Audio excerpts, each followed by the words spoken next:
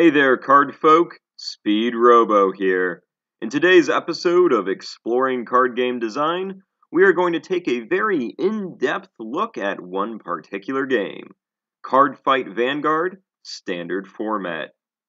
Our goal of this expedition is to uncover and explain this game's value system. Let's go. For those of y'all who are in the TLDR camp, the value system for Cardfight Vanguard is 1 material point equals 1 card in hand equals 1 card on field equals 10k shield equals 10k power equals 1 damage equals 1 crit equals 1 attack equals 1 counterblast equals 1 soul. Now then, on to the proofs. Let's get started from the top. 1 card in hand equals 1 card on the field. Each card in your hand has intrinsic value as a guardian, just as each card on your field is vital as an attacker or booster. Different cards serve better in different roles, however, both of these roles are vital to winning the game and do not appear to have different levels of value. As we can see with the card skills of Special Message Aurora, Stealth Dragon Dread Master, and All Out Knight Atheus, these cards show us that calling a card and drawing a card have the same cost. Moving on, let's cover 1 card equals 10k shield. To figure this one out, all we have to do is calculate the average shield of all cards in the game. Since any card can be played as a guardian at any time, all cards in hand have their material value clearly tied to how much shield they can produce. So to figure out how much in general 1 card is worth, we simply calculate the average shield value. To calculate it, I took the average shield value of all cards in VTD01 as the baseline deck designed by Bushiroad.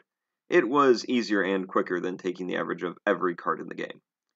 Without factoring perfect guards into the equation, we'll get into them in a sec, the average is 8.8k. In reality, the guard power of a perfect guard is highly variable depending on the situation, so it is really hard to pin down.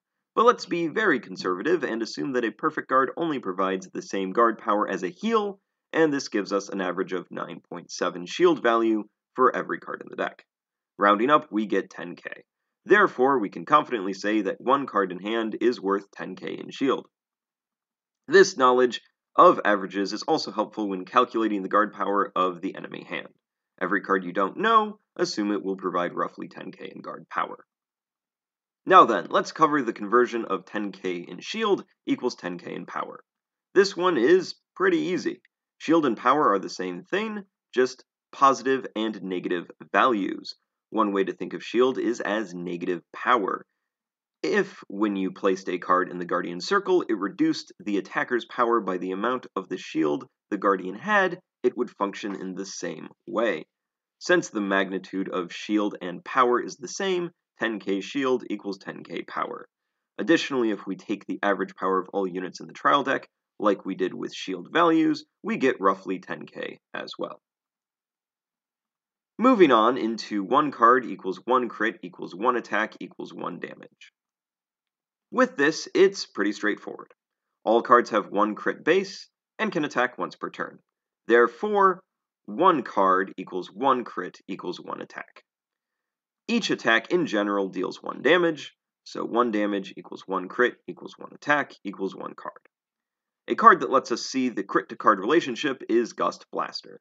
If you retire a rearguard by calling on top of it, losing 1 card on the field, it will gain 1 critical.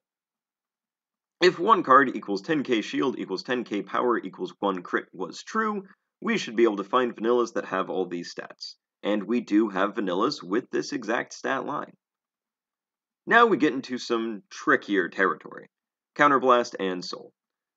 With these not being directly tied to card stats, we need to rely entirely on card skills to figure out how much these are worth. This is a bit hard to do since card skills can vary in output, but we will do our best to find consistent skills that produce consistent output. For 1 card equals 1 Counterblast, let's take a look at Little Sage Marin, Night Squire Allen, and Blast Your Javelin. These cards all produce 1 draw for 1 Counterblast. However, these cards also gain a small amount of power too. Why is that? I believe it is due to the mild restriction placed on these cards in order to activate the draw effect. A mild restriction results in a mild power buff. Seems pretty reasonable to me. Next, let's cover 1 counterblast equals 1 soul. For this situation, let's take a look at Dindrain, Helena, and Charon. These cards show it's pretty easy to convert 1 soul into 1 counterblast. As a bonus, Dindrain demonstrates the relationship between soul and cards as well. Additionally, in the previous version of the game, 1 soul equals 1 counterblast, and I see no reason for the designers to change this relationship. 1 card equals 1 soul. The only way to gain soul without using a card effect is by riding. Riding costs 1 card from hand and doesn't add anything to your field as your Vanguard was already there. The benefit of riding without factoring in card effects is that you gain 1 soul. While you can also increase your grade when you ride, granting higher base power and the ability to play more cards, once you hit grade 3, this doesn't really happen anymore. Therefore, I believe the ride mechanic shows that 1 card equals 1 soul. In addition, cards such as Dindrain, Sagramore, and Opener of Dark Gates help to confirm this. With all that being said, there is an argument to be made for 1 soul equals 6,000 power and thus 0.6 material points instead of 1 soul equaling 1 material point.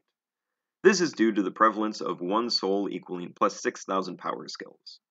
Additionally, the cards that gain 1 card for 1 soul blast generally don't have a minor power buff like Allen clones do for their counterblast. Furthermore, there is an argument to be made that the benefit of going up in grade while riding does mitigate the cost of the ride, and thus the soul is only worth 0.6 material. It is hard to say what is correct here, however, I am more confident in calling 1 soul equals 1 material point. And that should cover just about everything. I personally use this info to help me evaluate cards to see if they would be useful for my decks. I hope that you will enjoy doing the same with your own cards and decks. I've been Speedrobo, and I will see you later.